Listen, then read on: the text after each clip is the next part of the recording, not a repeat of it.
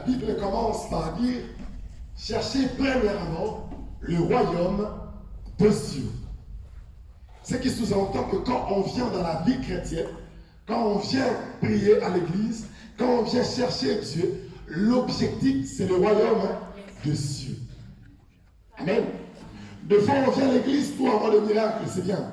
C'est pas une mauvaise chose. De fois on vient pour être exaucé à l'église, c'est une bonne chose. Mais l'objectif de la foi chrétienne, c'est d'hériter le royaume de Dieu. Et le sujet de ce soir, c'est l'objectif, c'est le ciel. Peu importe tout ce qui peut arriver dans la vie, peu importe tout ce qui peut te bloquer, la pauvreté ne signifie pas que Dieu ne t'écoute pas. Avoir des problèmes sur la marche chrétienne ne veut pas dire que Dieu ne parle avec toi. Des fois, les chrétiens pensent que la crainte de Dieu nous éloigne sur la pauvreté. Ah non, chrétien, écoutez-moi bien. Tu peux être chrétien et pauvre. Je répète, tu peux être chrétien et pauvre. Tu peux être chrétien et malheureux. Tu peux être chrétien SDF. L'objectif n'est pas de gagner la vie sociale, mais l'objectif est de gagner le ciel. Amen. Quand tu commences à comprendre le pourquoi tu as cru, les conditions sociales ne vont pas conditionner ta foi. Des fois, nous conditionnons notre foi, c'est parce que nous demandons beaucoup à Dieu. Qui sont ceux qui peuvent aimer Dieu pour rien? Si Dieu ne répond pas à ta prière, demain tu viendras à l'église.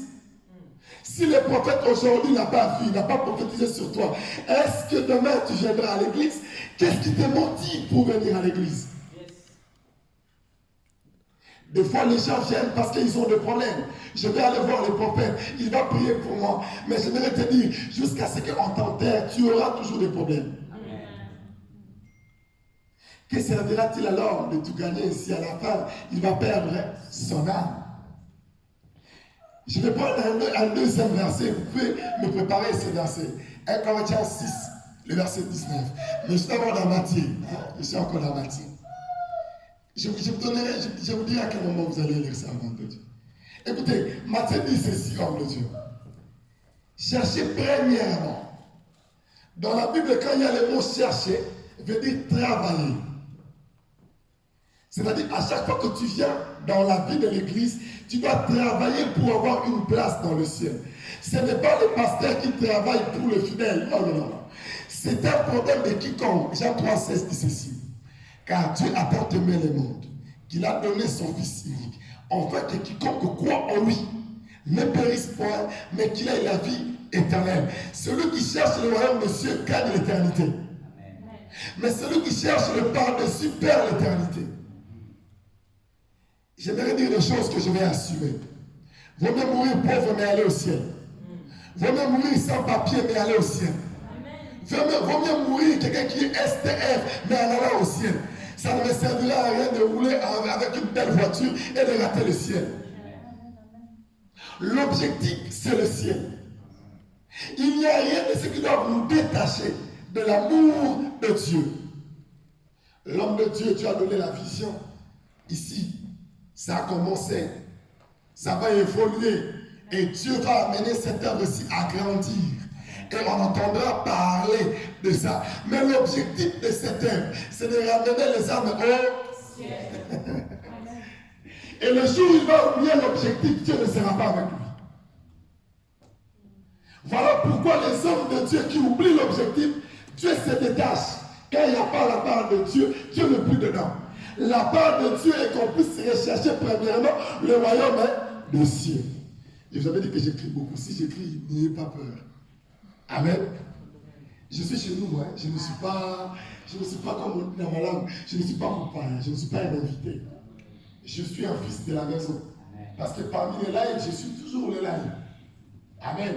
Mais aujourd'hui, je ne suis pas dans les lives, je suis madame là, mais là, d'autres personnes m'écoutent dans les lives. Dis à ton voisin, à ta voisine, l'objectif c'est le ciel. N'oublions pas l'essentiel, l'essentiel. L'essentiel de l'église, la vie de l'église, c'est de rencontrer Dieu. On peut rencontrer l'homme de Dieu, c'est bien. Dieu a donné la grâce et l'onction dans sa vie. On doit honorer. Mais au-dessus de tout ça, il doit nous montrer le Seigneur Jésus-Christ. L'église qui n'est pas basée ou bâtie sur Jésus est une fausse église. Si Jésus n'est pas prêché comme étant modèle, comme étant le centre dans une église, tout ce que vous êtes en train de faire, c'est comme si j'avais l'interprète, il allait m'aider. J'allais peut-être le dire en lingala. Bon, ça me sert à Punda. Ce que vous êtes en train de faire n'est que vanité. Ça ne sert à rien. Amen. Quand je parlerai lingala, c'est quelqu'un qui avait interprété, il interprète. Amen, l'église. Cherchez premièrement le royaume de cieux. L'apôtre Paul ayant compris ça, il dit, qu'est-ce qui me séparera de l'amour de Christ? Je vis déjà perdre la foi parce que l'homme l'a quitté. Je vis les gens quitter l'église parce qu'elle a été stérile, elle n'a pas eu d'enfant. Je vis les gens se dire que je ne partirai plus à l'église parce que je n'ai pas de travail. Tu n'es qu'un chrétien matérialiste, tu n'es qu'un chrétien socialiste, tu ne viens que pour obtenir des choses auprès de Dieu, mais tu n'es pas prêt à donner ta vie à Dieu. Amen. On n'a pas besoin de faire des socialistes à l'église. L'église n'est pas un parti politique qui résout tous les problèmes. Oui, il y a une partie que Dieu aussi nous a donné comme option de résoudre les problèmes. Mais l'objectif de l'église, c'est de ramener les âmes à Dieu. Le jour où tu vas comprendre que tu dois garder ton âme plus que toute autre chose, que les pasteurs soient en voyage ou pas, j'irai à l'église. Que les pasteurs soient là ou pas, je prierai. Que les pasteurs me chassent de l'église ou pas, je chercherai Dieu. Parce que je sais le pourquoi j'écris. Mais des fois, c'est parce qu'on ne sait pas. Aujourd'hui, la marque chrétienne est devenue comme une marque. C'est devenu comme Versace, comme Gucci. Tout le monde est chrétien, tout le monde est chrétien. Homme de Dieu, permets-moi d'avoir la liberté du haut de ta chair. Tout le monde n'est pas chrétien. Tout celui qui vient à l'église ne veut pas dire qu'il est enfant de Dieu. Être appelé chrétien ne veut pas dire que tu es converti. Nous devons voir le fruit de la conversion. Amen. Je ne maîtrise pas le français. Vous parlez peut-être le français mieux que moi. Jésus a regardé Pierre, il dit à Pierre, quand tu seras converti, affermis les autres. Quand on parle de quelque chose qui est converti, ça a traversé un travail jusqu'à arriver au niveau où on ne peut plus changer la chose. Amen. Si tu dis que tu es converti, comment tu retournes à des choses que tu avais voulu? Si tu dis que tu as donné ta vie à Jésus, comment nous te retrouvons dans les méli-mélo? Aujourd'hui, tu es ici, mais n'est-ce pas le week-end, tu es quelque part? Là, on est ici, quand on danse, Alléluia, Alléluia, Alléluia, Jésus, tu es là. Mais quand aussi, on dit, allez, bouge, bouge, de l'autre côté là, est-ce que tu es ou tu n'es pas? Comment tu peux retourner sur le vomi? Les choses que tu as abandonnées, les choses que tu as dit que je ne serai plus encore dans ça, comment tu te retrouverais dans ça? Ma sœur, aide-moi à lire 1 Corinthiens 6, le verset 19. Je lis au nom de Jésus. Amen. Ne savez-vous pas que votre corps est le temple du Saint-Esprit qui est en vous, que vous avez reçu de Dieu et que vous n'appartenez point à vous-même? Amen. Vous pouvez vous asseoir. Ne savez-vous pas que votre corps est le temple du Saint-Esprit? On va aller mollo. Première partie, ne savez-vous pas? Quand on te pose une question ou quand la phrase commence par ne savez-vous pas, c'est un rappel. Peut-être que tu as oublié. On vient te rappeler. Et si tu avais oublié, on vient te le confirmer à nouveau. Ou on vient encore te le rassurer pour te dire, ne savez-vous pas que votre corps est le temple du Saint-Esprit? Parlons un peu le corps. Qu'est-ce qui veut dire le corps? Hein, le corps. Dis à ton voisin le corps. Le corps. Vous êtes beau, belle comme je vous vois ici. Mais j'ai une nouvelle à vous annoncer. Votre corps ne vous appartient pas. Quand tu maquilles là, tu maquilles Jésus. Quand tu mets les pantalons là, tu portes Jésus. Quand tu mets la chemise, c'est Jésus qui porte. Le jour que tu vas comprendre ça, pour pécher, tu vas réfléchir. Est-ce que j'amènerai le corps de Jésus dans le péché? Vous vous appelez chrétien. Êtes-vous vraiment chrétien? Parce que celui qu'on doit appeler chrétien, on doit trouver l'ADN caché de Jésus en lui. Amen. Un chrétien est la visibilité d'un Dieu invisible sur la terre. Si nous te voyons, c'est-à-dire qu'il y a un Dieu caché dedans. Voilà que toi tu le représentes. La Bible dit ceci. Je suis dans le corps d'un Corinthien. On dit, ne savez-vous pas que votre corps est le temple? Oh, parlons du temple. le corps est un temple. Mais dans le corps, il y a des éléments d'abord à savoir, à retenir. Dans le corps, l'homme humain, c'est dans le corps que l'homme pêche. C'est avec le corps qu'on pêche. Quand il n'y a pas de corps, il n'y a pas de péché. Ce qui veut dire que la repentance n'est que dans le corps. Après la mort, il n'y a pas de repentance. Quand le corps est décomposé, l'homme ne sait plus se repentir. Souvenez-vous de l'histoire de Lazare et les jeunes riches. Quand le corps s'était déjà décomposé, l'esprit a voulu se repentir, mais c'est trop tard. J'aimerais dire à quelqu'un qu'on ne te ment pas, qu'on ne te trompe pas. Il n'y a pas une prière qu'on fait aux morts pour dire que oui, on va prier pour la personne et Dieu va les reconvertir après la mort. Ça n'existe pas. Amen. J'ai dit beaucoup de choses que j'assume. Ça n'engage pas les prophètes. C'est vrai. Amen. Amen. Si quelqu'un veut attaquer, qui n'attaque pas l'église, qui m'attaque moi. Amen. La Bible dit que ne savez-vous pas que votre corps est le temple du Saint-Esprit? Et celui qui va souiller le temple de Dieu, Dieu aussi va le détruire. Le corps que j'ai. Vous savez, quand j'ai compris ces passages, j'ai commencé à réfléchir. Comment je dois me coiffer? Comment je dois m'habiller? Comment je dois me présenter? J'ai commencé à penser à la place de Jésus en fait. Je me dis, je suis Jésus en fait. Et comment Jésus doit se présenter quand il doit sortir. Comment Jésus doit parler. Comment Jésus doit réagir. Je suis un Jésus. Moi, voilà pourquoi on m'appelle chrétien. On ne t'appelle pas chrétien parce que ça fait beau. Non. On t'appelle chrétien parce que tu as été converti. Mais quand nous constatons que tu n'es pas converti, alors je dis qu'il est chrétien par accident. Tu peux être chrétien et chrétien par accident. Beaucoup de gens sont venus à l'église par circonstance. Quand on étudiait encore, il y avait les COD et les COI, les compléments circonstanciels de liés. Il y a des gens qui sont comme ça. Il y a des choses qui les ont poussés à croire en Dieu. Il est venu pour les miracles, il n'est pas venu pour donner sa vie. Mais la Bible dit en fait que quiconque croit en lui ne périsse point, mais qu'il ait la vie éternelle. Et la Bible dit, votre corps est le temple. Le temple, c'est l'édifice. Et le temple, c'est un endroit où on rend gloire à Dieu. Le temple, c'est un endroit où on rend les honneurs à Dieu. Ce qui sous-entend, tel que tu te promènes là, c'est un temple qui se promène en fait. Tel que toi, tu es là. Tu es un temple. Mais un temple qui doit rendre gloire et honneur à Dieu. J'aime une chose. Il va ajouter, il va dire, ne savez-vous pas que votre corps est le temple du Saint-Esprit? Le temple du Saint-Esprit. Je ne vais pas faire un enseignement. Si Dieu le veut, on reviendra, on parlera sur ne savez-vous pas. Et puis après, on parlera sur le corps. Et puis on parlera sur le temple. Et on parlera sur les saints. Et puis on parlera sur l'esprit.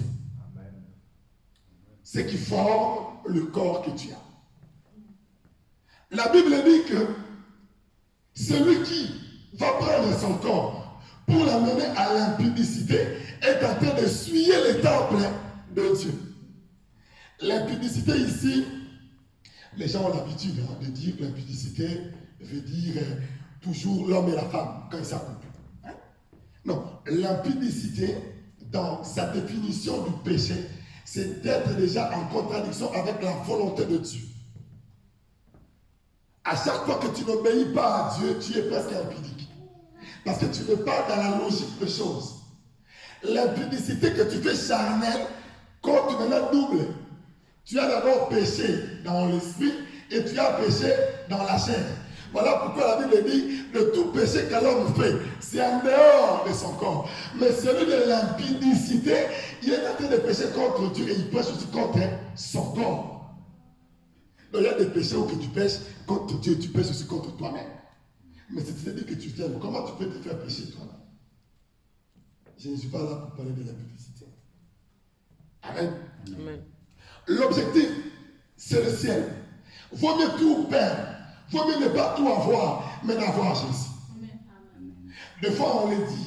Et peut-être qu'on les gens peuvent nous dire, oui, il parle juste pour parler. C'est seulement parce qu'il veut qu'on puisse. Oui, c'est beau. Je sais que ce que nous vous disons et ce que vous devez faire, ce n'est pas facile. Entre la théorie et la pratique, c'est très difficile. Voilà pourquoi on a besoin de Dieu, du Saint-Esprit, pour nous aider à accomplir la parole de Dieu. Personne ne peut accomplir cela de lui-même. Mais il faut avoir la décision.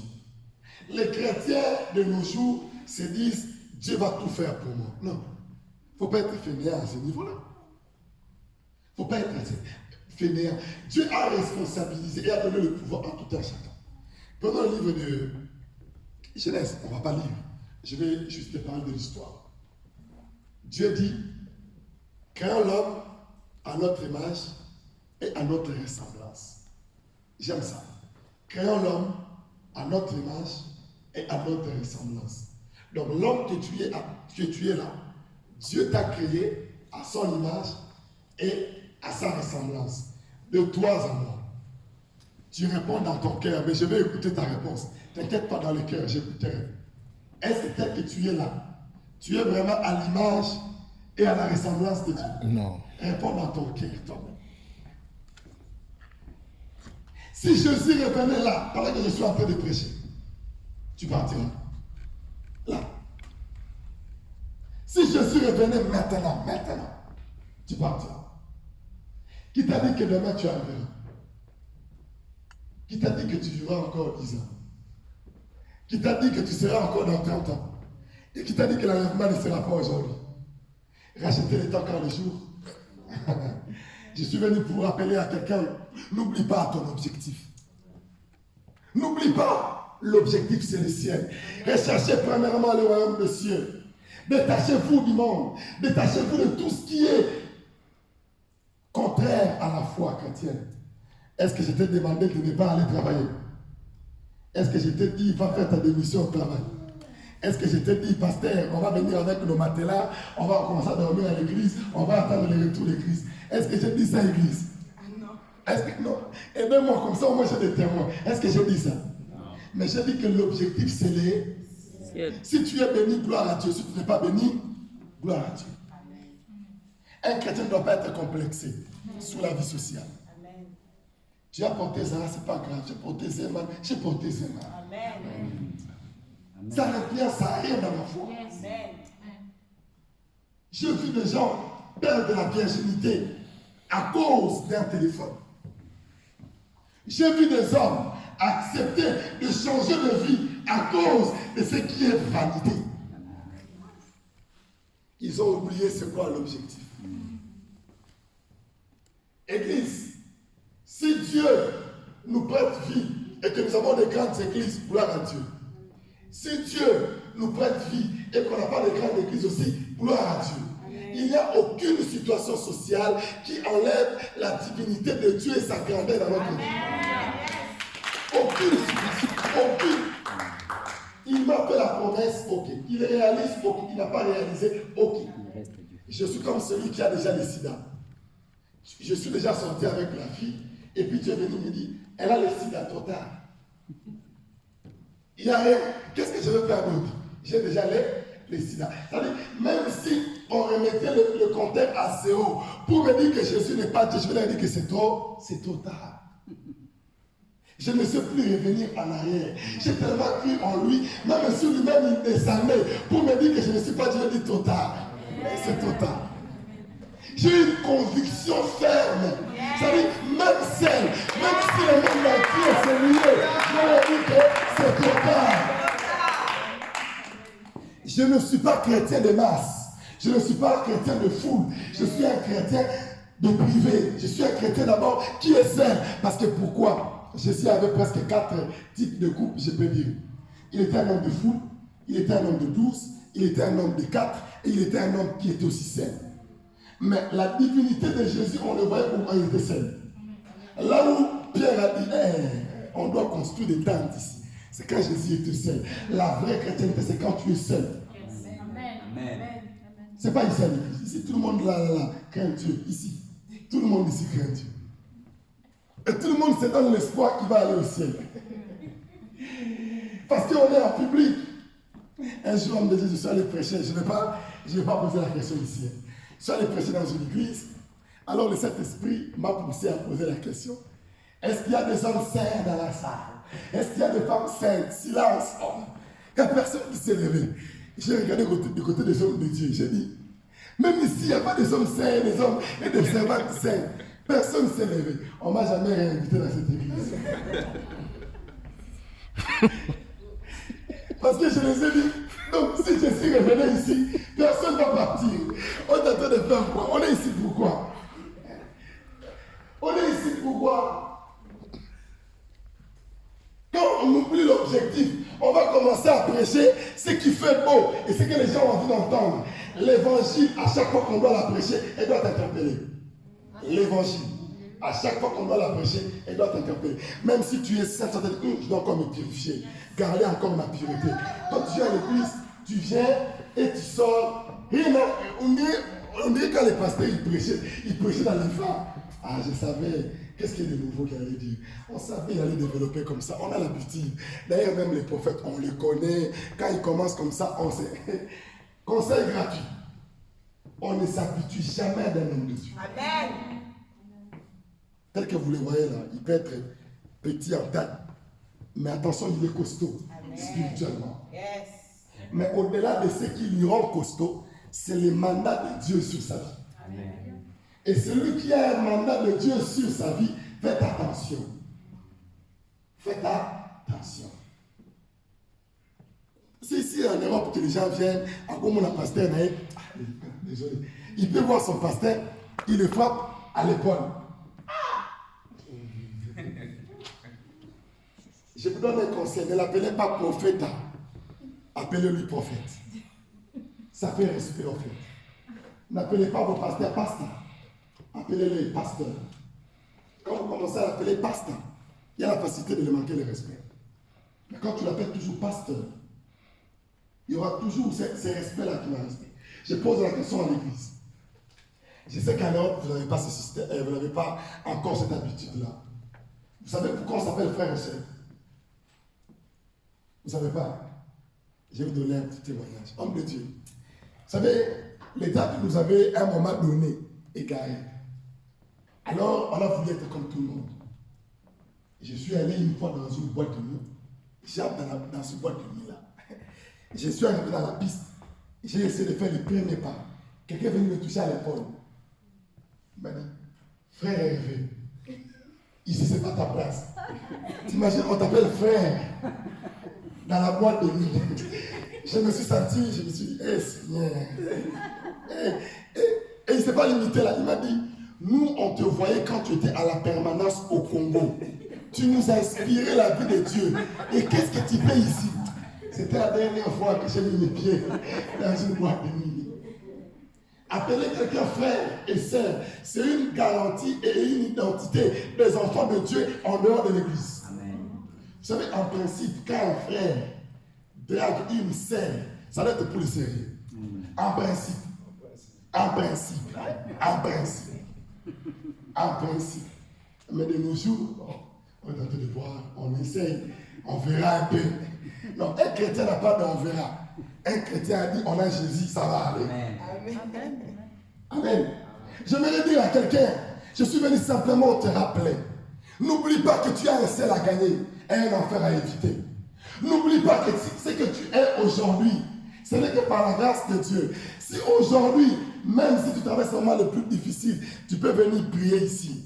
Tu pries, tu prends les offrandes, tu donnes, tu sèmes, et rien ne marche dans ta vie. Tu diras à Dieu, ma fidélité pour toi n'est pas par rapport au social. Je garderai mon cœur jusqu'à ton retour. Je ne fléchirai pas mes genoux. Amen. Des fois, c'est nous qui créons de confusion auprès des autres. Comment nous nous comportons en dehors de l'église? Quel est le langage que nous avons? Je disais à une personne, bats-toi pour ta foi. Bats-toi pour ta foi. Défends ta foi. Défends que tu es chrétien, chrétienne. Défends cela. Ne te cache pas. Oh non, tu sais, est-ce que tout le monde est obligé de connaître ma foi? Et moi, je travaille dans un centre culturel. C'était un centre culturel de musulmans. Je respecte les religions. Quand je suis arrivé, j'étais le seul chrétien. Je les ai dit, je suis chrétien. Ah, je l'ai dit. Quand ils avaient l'air ramadan, j'ai respecté. Quand j'étais aussi en prière, ils respectaient. Toi, tu es là, tu caches ta chrétienté. Il n'y a que nous qui savons que tu es chrétien. Nous qui sommes avec toi ici, qui savons. Mais quand tu quittes ici, même dans les réseaux sociaux, toi-même quand tu peux te regarder, tu regardes Jésus, tu regardes ton réseau social. Est-ce que... N'oublie pas l'objectif. N'oublie pas l'objectif. Amen, Église. Amen. La Bible dit que dans le verset qu'on nous a lu, on a dit, votre corps est le temple du Saint-Esprit. Le corps est différent de l'esprit. Mais le corps devient un corps s'il y a l'esprit dedans. Si l'esprit n'est pas dans le corps n'est pas un corps.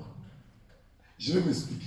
Les gens qui ont fait les sciences humaines, je ne sais pas si c'est comme ça on dit, ceux qui ont fait les sciences infirmières ou la médecine, quand il n'y a pas la vie, à ce moment-là, chez nous, on dit ébéné.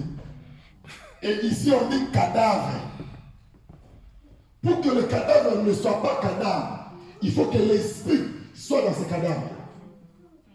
Pour que l'ébéné ne soit pas ébéné, il faut que la vie soit dans ce corps-là. S'il n'y a pas l'esprit de Dieu en toi, tu n'es qu'un cadavre qui marche. Ce n'est pas un insulte. Je ne vous insulte pas. Mais je vous pousse à désirer, à avoir l'Esprit de Dieu en vous. Et ce n'est que l'Esprit de Dieu qui va vous rappeler que vous devez rechercher premièrement le royaume des cieux. Homme de Dieu, je me pose des questions. Comment quelqu'un peut se battre? Il se réveille à 8 heures. Non, même pas. Il se réveille à 6 heures. Pour aller travailler pour César. À 6 heures, il coupe déjà le sommeil. Il s'apprête. Il doit commencer le travail à 9 heures. Mais il s'est réveillé à 6 heures. 3 heures d'écart. Il a calculé. Je dois me réveiller, je dois me laver, je dois prendre le transport en commun jusqu'à arriver 3 heures. Parce qu'il aime son travail. Pour venir à l'église, pasteur, vous ne choisissez pas vraiment les oreilles, homme de Dieu. Est-ce que tu avais regardé l'oreille? Si tu aimes Dieu, à 5 heures du matin, tu partiras prier. Si tu aimes Dieu, à 2 heures du matin, tu partiras prier. Amen. Si tu aimes Dieu, tu ne conditionneras pas les horaires et le temps pour aller chercher Dieu. J'ai commencé à vivre la vie de sacrifice, de prier. J'étais encore mineur. Mais à ce moment-là, j'apprenais comment on partait chercher Dieu dans la montagne. Comment on s'est privé de la vie de la société. L'église, dans sa définition, veut dire hors de. Ecclésia veut dire hors de. Bon, quand on te regarde toi avec le monde, tu es hors ou tu es dans. Tu es hors ou tu es dans. Toi-même, tu n'es pas dans le cœur. La prédication se passe dans le cœur. Ne réagis pas, ne lève ni la main, mais dans le cœur. Toi-même, tu te dis, compter, peser, diviser. Si Jésus revient maintenant là, je pense qu'il n'y a que mon bras qui va partir, mais le reste peut peut-être rester. L'objectif est que personne ne rate l'enlèvement de Dieu. L'enlèvement est une réalité. Le retour de Christ est une réalité. Jésus reviendra. Travailler pour le royaume. Travailler pour le royaume. Travailler veut dire quoi? Cherche-toi un contrat. N'aie pas un CDD dans la foi. Ayez un CDI dans la foi. Ça veut dire ayez un contrat à durée indéterminée jusqu'à voir Dieu. Non pas un contrat à durée déterminée. Bon, je vais tenter. Si ça marche, tant mieux. Si ça ne marche pas, ne quitte jamais la foi pour une personne. Tu peux être dans une église, on peut te critiquer, reste. Tu n'es pas venu pour les gens. Amen. Les pasteurs ne te considèrent pas, c'est pas grave. Tu n'es pas venu pour le pasteur, tu es venu pour Dieu. Oh, le pasteur est parti, puis c'est pas grave. Toi, concentre-toi à l'essentiel. Si tu commences à regarder à l'église, oui, lui, la manière dont il me regarde, la manière dont il me parle, j'ai l'impression qu'on dirait, il visage toujours son visage quand il parle, quand il s'agit de moi. J'ai entendu, Tu es venu à l'église pourquoi? À l'église, il n'y a pas de gens qui... Hein?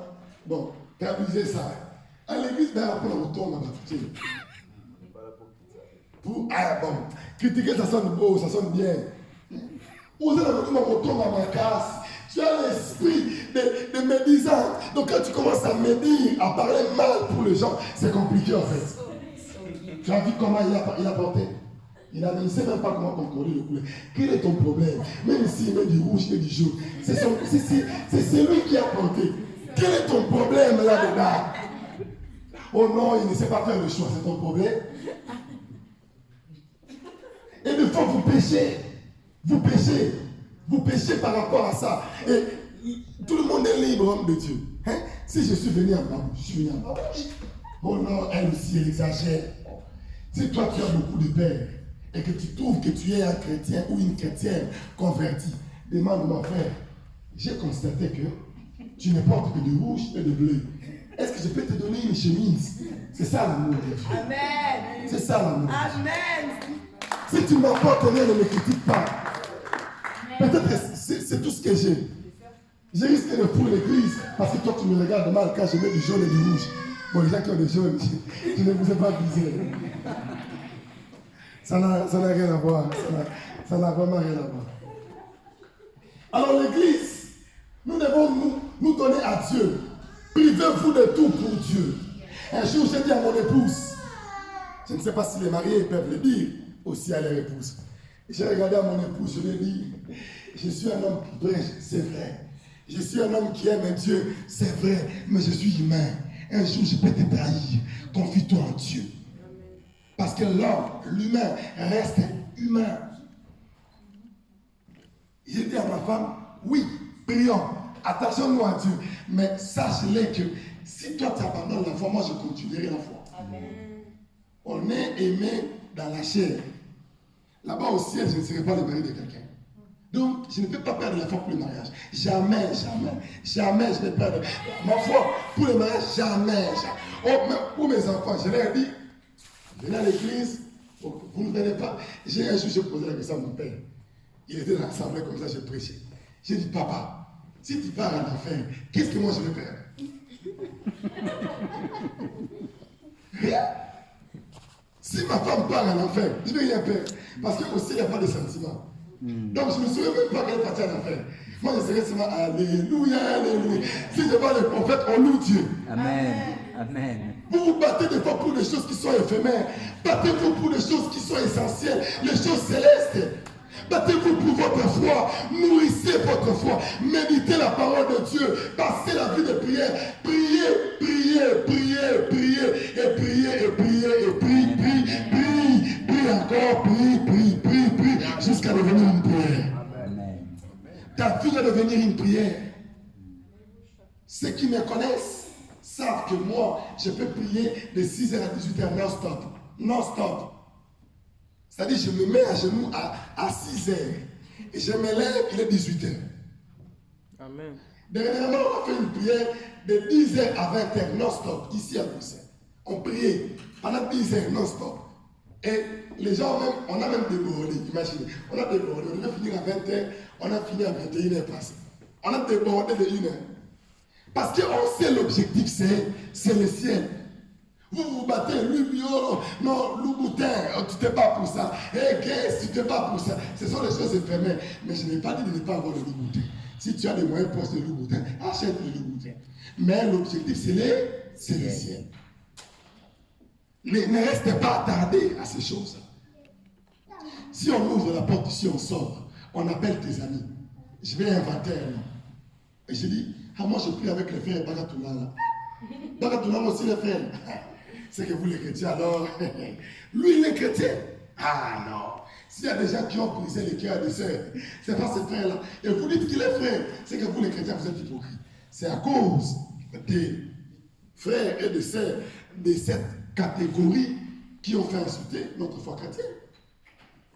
C'est parce qu'il y a eu des hommes de Dieu aventuriers, des hommes de Dieu qui n'ont pas, comment je peux dire, qui n'ont pas fait respecter la doctrine de Christ. Ils n'ont pas prêché l'essentiel. On a prêché la visa et consort. Bon, maintenant que tu as eu le mariage, tu as le visa, tiens ici. Bon, on fait comment? Maintenant que tu cherchais le mariage, tu es marié. Bon, on te donne la quoi encore? Bon, tu cherchais les enfants. Bon, tu donnes les enfants, c'est quoi la suite? Prophète, tu avais prophétisé que je vais aller en Europe. Maintenant, je suis en Europe. C'est quoi là? La suite. Amen. Mais un prophète va te dire, je prie pour toi. Dieu va agir. Mais donne ta vie à Dieu. Amen. Abandonne le péché. Même si tu meurs aujourd'hui, sois-en sûr que tu auras une place dans le ciel. Car l'homme qui n'a pas une place dans le ciel, c'est très compliqué. C'est très compliqué. Un jour, on a eu la grâce, je vais donner ce témoignage aujourd'hui ici, pour la première fois. J'avais dit même dans mon église, je n'ai jamais dit. Il arrive des fois de ne pas croire que le ciel existe. Il arrive des fois de penser que c'est de l'utopie, que le paradis n'est que de l'illusion. Il faut mourir pour voir qu'après la vie que nous avons ici, donc après la mort, il y a une vie pour y croire. Et ça m'est arrivé de rendre l'âme. Et là, tu te vois. Tu te vois et tu vois ton téléphone à côté.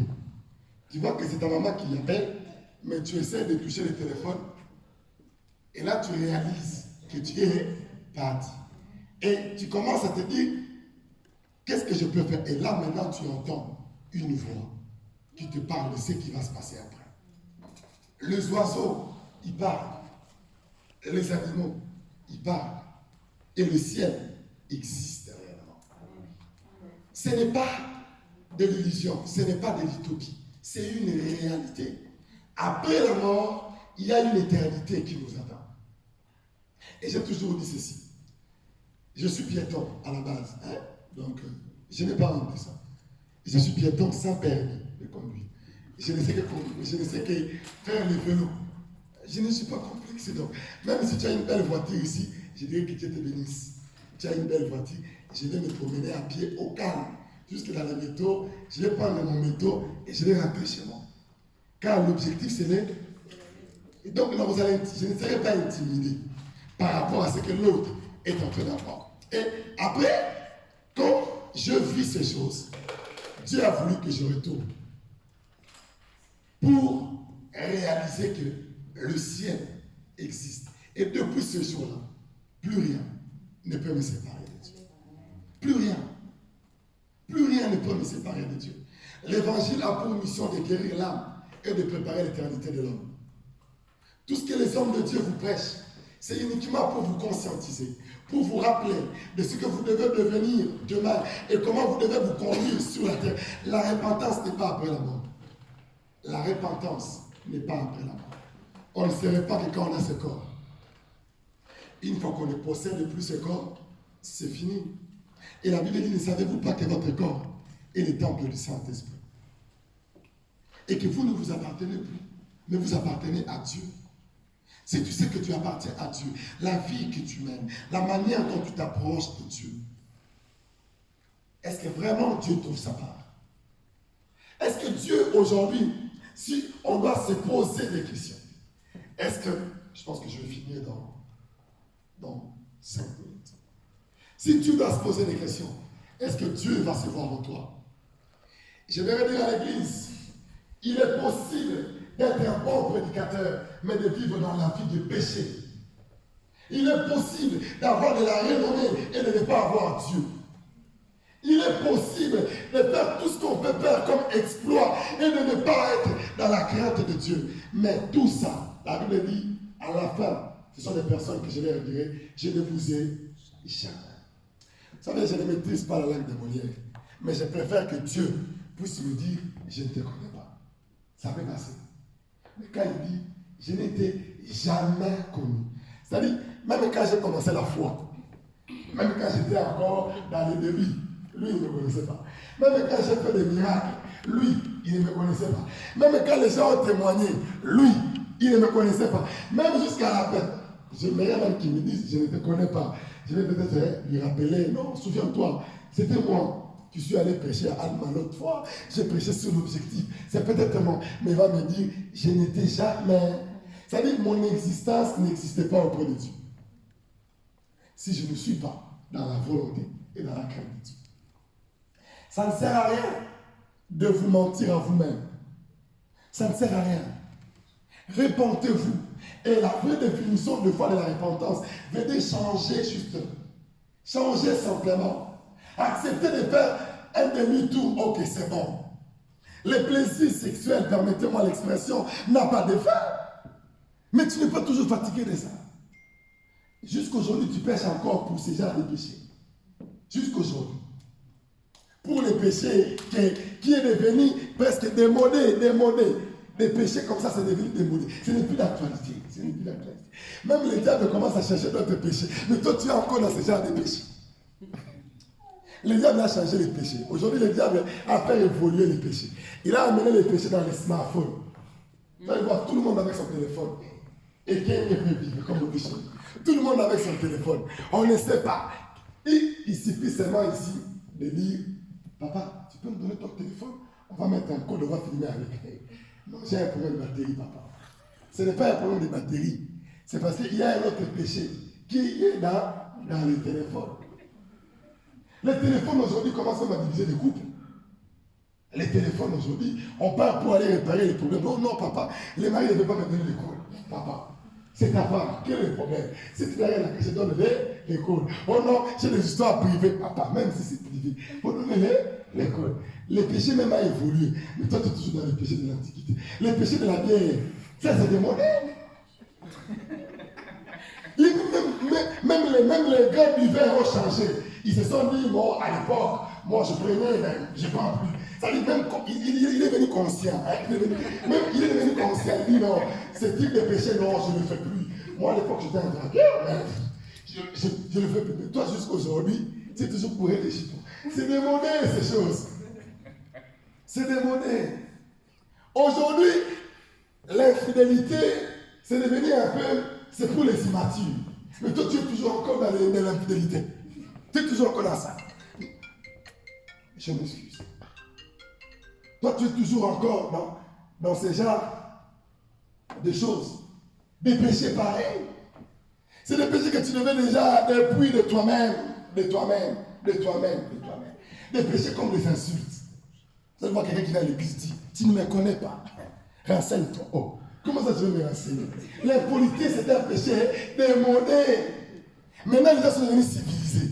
On parle sur le respect de l'autre. Hein? Sur les limites. Mais toi, tu es toujours là. Moi,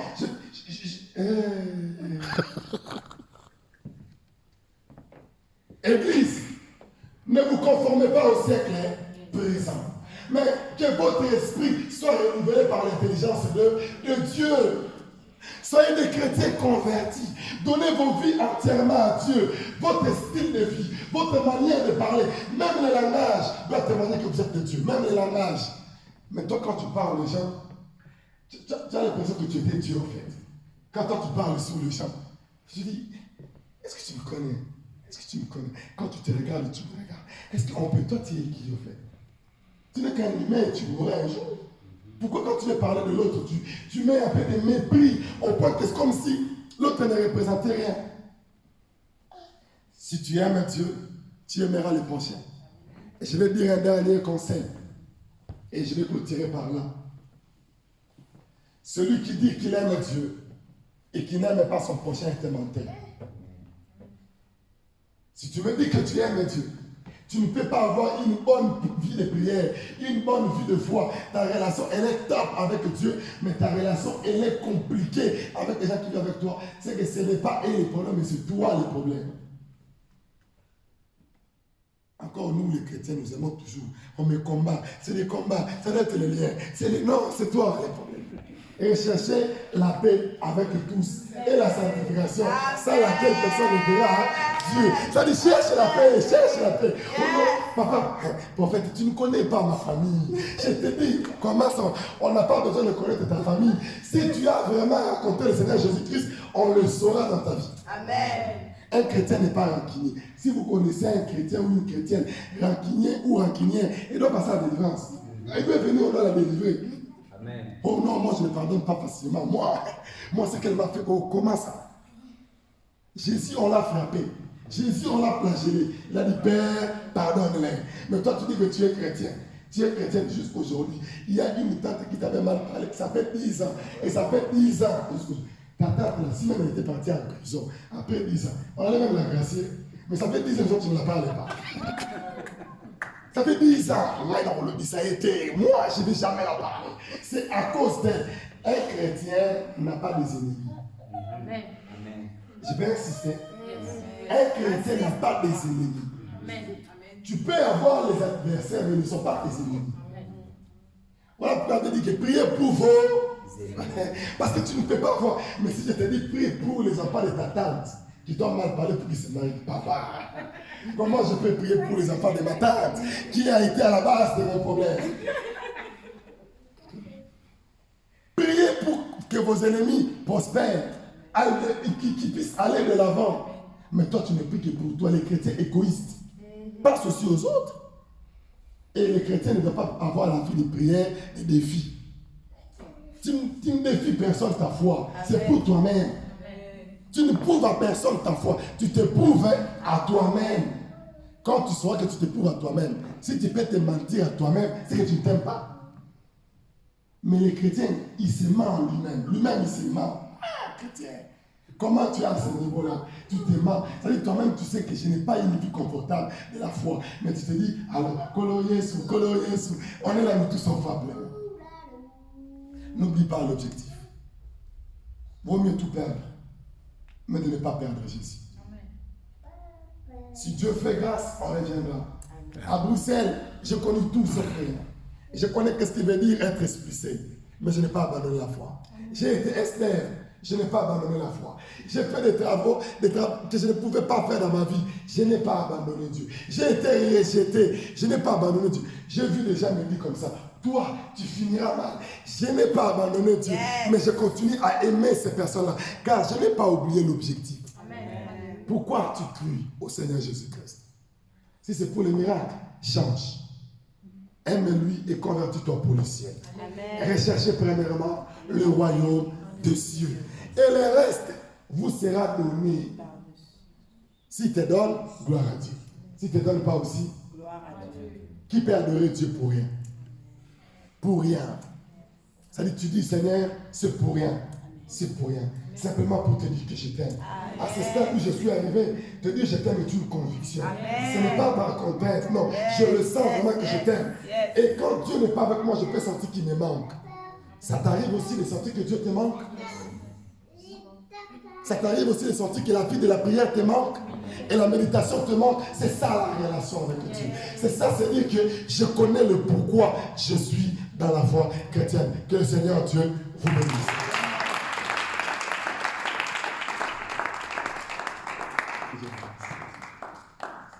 Alléluia. Est-ce qu'on peut encore acclamer le Seigneur pour la vie du serviteur?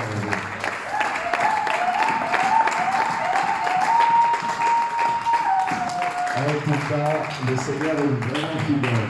Alléluia. Amen. Hormis le fait qu'on a beaucoup rigolé aussi, n'oubliez pas que c'est un message très essentiel.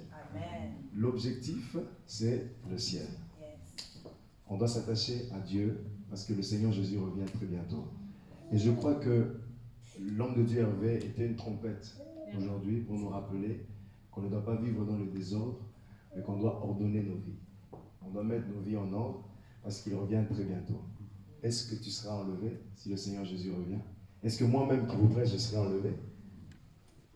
Soyons fidèles. Alléluia. Amen. Nom de Dieu. Soyons fidèles. Alléluia.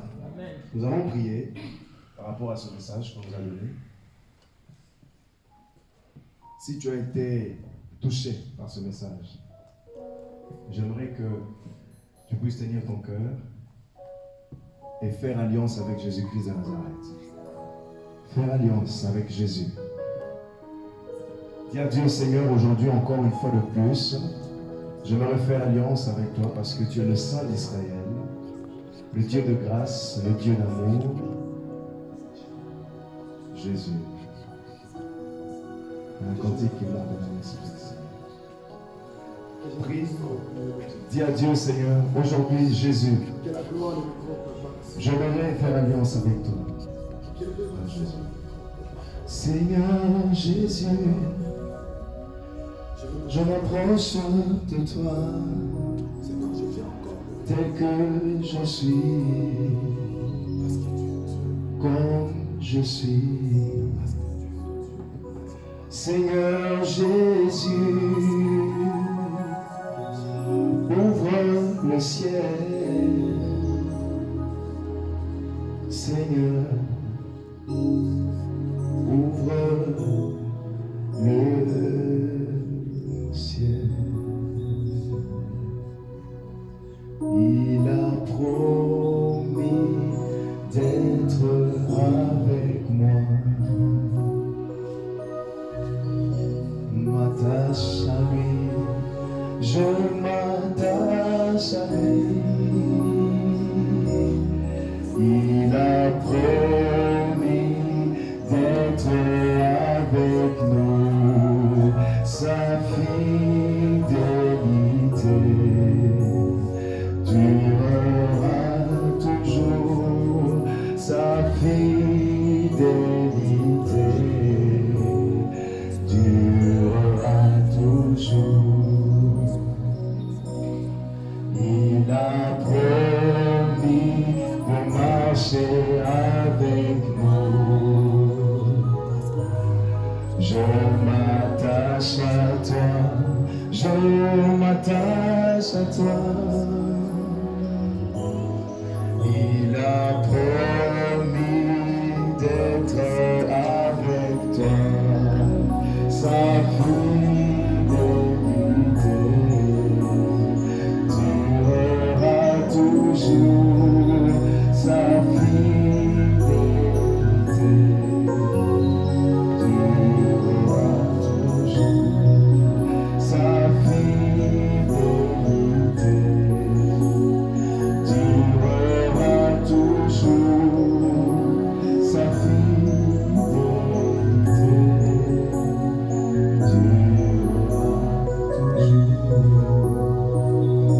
Oui, bien-aimé dans le Seigneur, dis à Dieu, Seigneur Jésus, tu as promis d'être avec moi.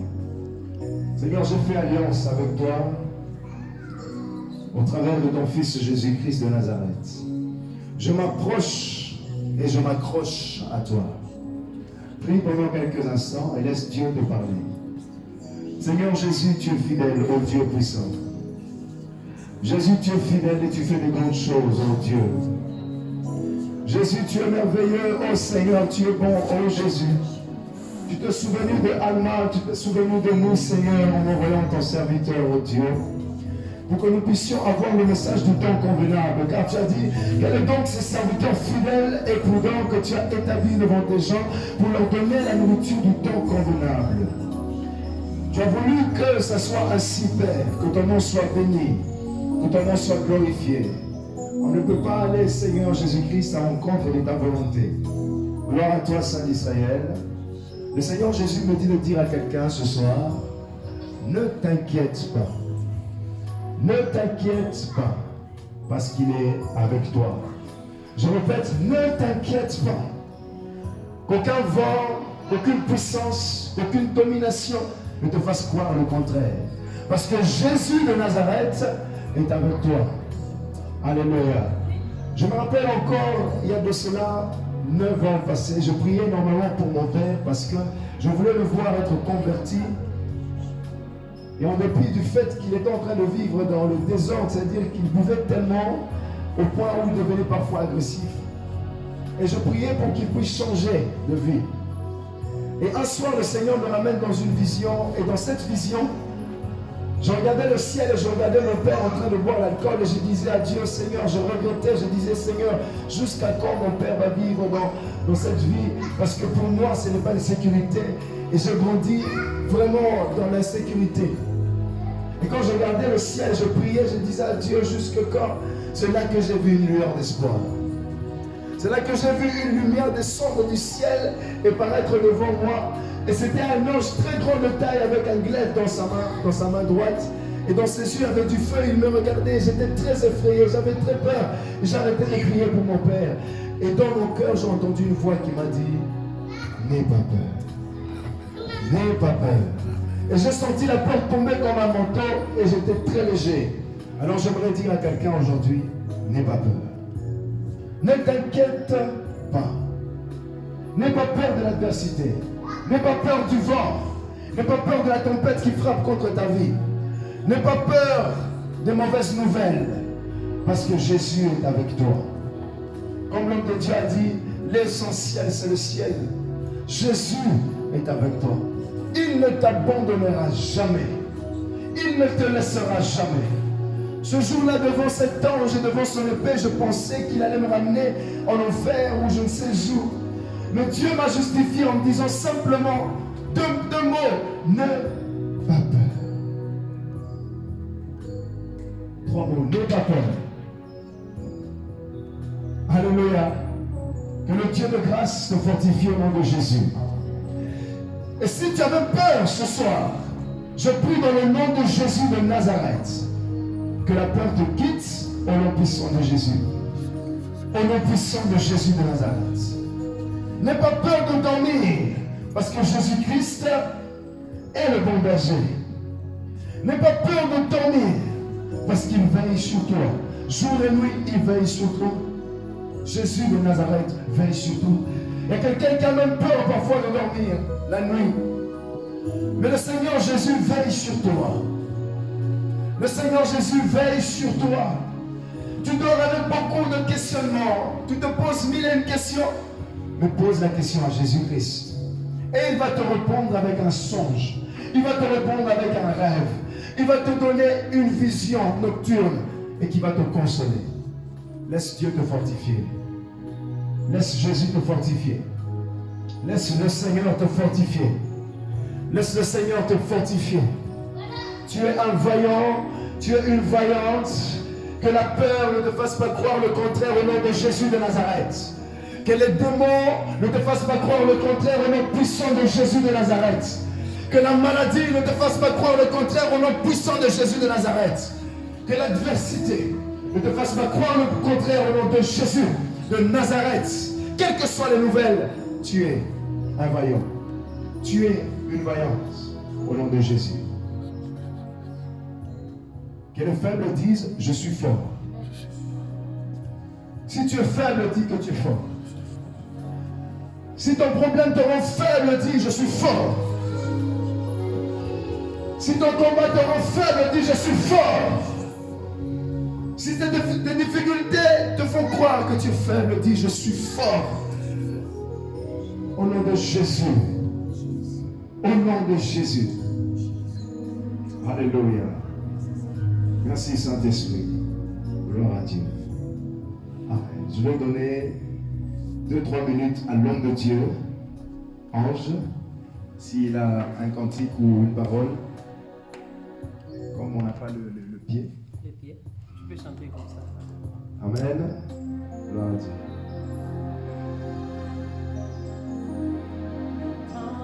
À passer dans l'intimité, reste à tes côtés pour l'éternité.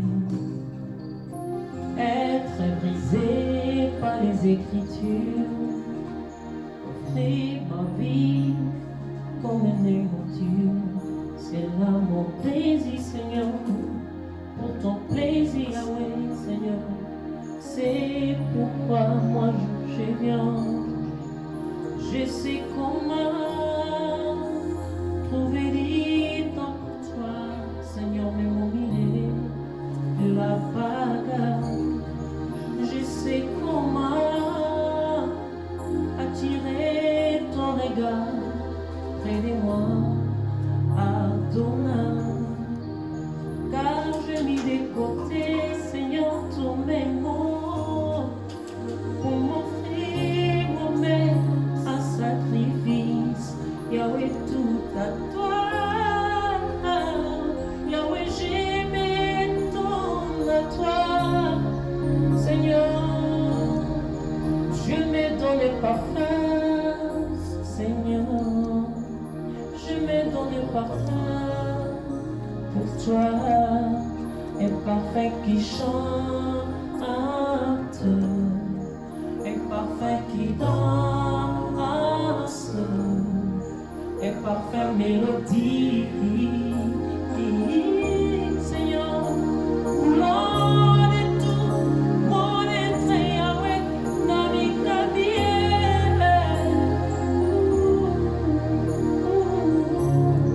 Lord, I give myself, Yahweh, n'a mis qu'à bien. Seigneur, Yahweh, sois là, Seigneur Dieu de gloire. Sois là, Yahweh. Sois là, Yahweh. Sois là, Yahweh, Seigneur. Loko la mbeka ya motu ya Alléluia. Gloire à Dieu. Amen, amen, amen. Que le Seigneur soit béni. Amen. Voilà, nous sommes arrivés à notre troisième étape, qui est l'étape des offrandes et des dîmes. Je sais que l'Église n'aime pas qu'on parle de ça, Mais nous, à Alma, on a compris la puissance des offrandes et des dîmes, n'est-ce pas? Alors, je vais demander à l'homme de Dieu de nous donner peut-être un cantique, et puis, si on peut donner les offrandes, et ensuite, je vais demander à l'homme de Dieu Gracien de clôturer la prière. Amen. Gloire à toi. Ah, vous attendez la musique. Yes. Je pense qu'il faut venir donner avec joie. Il est le même. Il est le même. Il est le même. Éternellement. Il est le même. Il est le même. Il est le même hier, aujourd'hui. Il est le même éternellement. Il est le même. Il est le même. Il est le même. Jésus. Il est le même. Il est le même hier, aujourd'hui. Il est le même éternellement. Il est le même. Il est le même hier, aujourd'hui. Il est le même éternellement. Je veux chanter pour Jésus. Il est le roi. Il est le roi.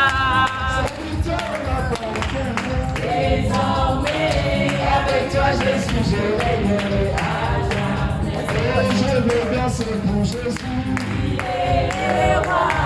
La vie de tous les jours. Il est le roi. Sa victoire m'appartient. Désormais, avec toi, Jésus, je règnerai à jamais. Je veux sauter pour Jésus. Il est le roi. La vie de tous les jours. Il est le roi. Sa victoire m'appartient. Désormais, avec toi, Jésus, je règnerai à jamais. Aïe, aïe, aïe, aïe, aïe, aïe, aïe,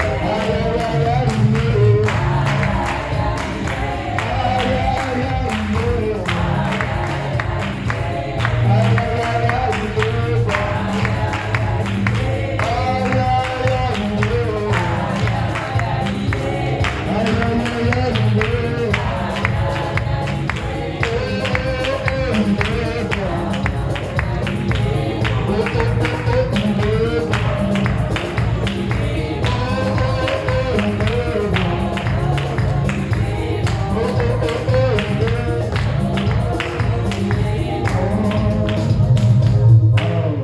gloire à Dieu. Que Dieu nous donne vraiment le courage. Les nouveaux venus. Est-ce qu'il y a des nouveaux venus parmi nous? Je vais quand même passer pour que vous puissiez vous présenter. Alléluia. Amen. Moi, je m'appelle la sœur Lisette, donc je suis mamie, donc la préférence c'est Lisette. J'habite à Uccle, donc ma sœur Dania. On s'est raconté Matongi et c'est par là que la Thomasine est sortie. Parler de Dieu, donc on a partagé, elle m'a donné l'invitation, donc je n'ai pas hésité de venir. Alléluia. Je connaissais déjà donc, les frères, donc les prophètes et puis le frère David, donc je me suis dit pourquoi pas, donc c'est là que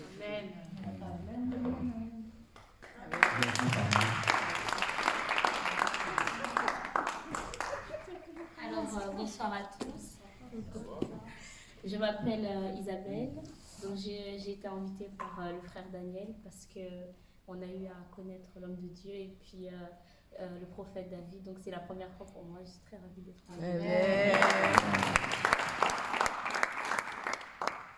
Bonsoir à tous. Bonsoir. Je m'appelle Daniel et je connais le prophète David. Et j'ai vu l'affiche sur Facebook, je me suis dit pourquoi pas y aller.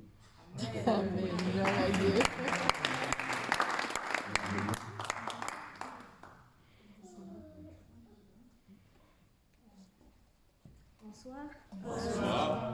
Moi, je sortais de la clinique où j'ai vu ma maman qui a été opérée il y a quelques jours. Et donc, j'étais très touchée par la relation avec elle aujourd'hui qui a vraiment changé par rapport à toute ma vie. On a vécu un moment très intense. Et j'ai jamais vécu ça avec elle jusqu'à présent. Et alors je voulais remercier dans mon cœur, je remerciais déjà en quittant la clinique. Et puis je sais pas, j'ai pris un petit chemin pour rentrer à pied chez moi. Et puis je sais pas, je suis arrivée ici, je sais pas comment, je me dis tiens, je vais voir ce qui se passe. Et j'entendais le pasteur qui accueille des gens. Et puis j'ai demandé qu'est-ce qui se passe ici, parce que je ne connais pas. Il a dit, il y a une prière, vous êtes la bienvenue. Et donc moi je lui ai dit que j'avais vécu des moments si touchants maintenant, quelques minutes avant, et que je voulais remercier Dieu, et voilà. Et moi je suis peut-être pas, vous êtes je crois évangéliste, moi je suis catholique, mais il a dit c'est pas grave, tout le monde est le bienvenu. Alors je suis venue voir pour prier avec vous et remercier. Et je vous remercie tous vraiment chaleureusement d'avoir prié pour ma maman, et que Dieu lui rende grâce. Amen.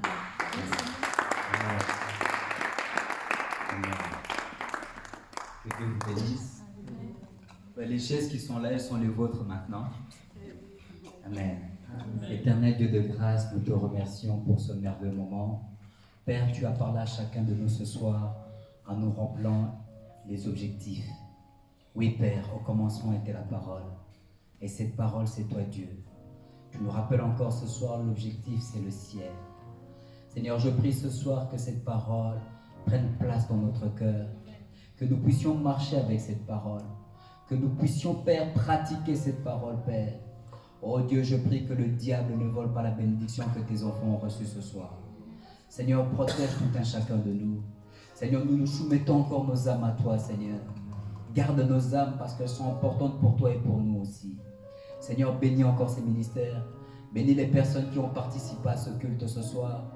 Garde-nous, Seigneur. Sois ce bouclier de protection qui nous protège, qui nous garde, Père. Que le malin ne vole pas ce que nous sommes, parce que nous sommes le troupeau de ton pâturage. Père Saint, nous t'élèvons ce soir.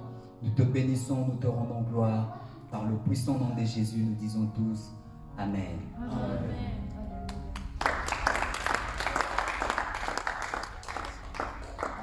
Voilà, bien-aimés, à lundi prochain, nous nous réunissons ici chaque lundi, de 19h30 à 21h.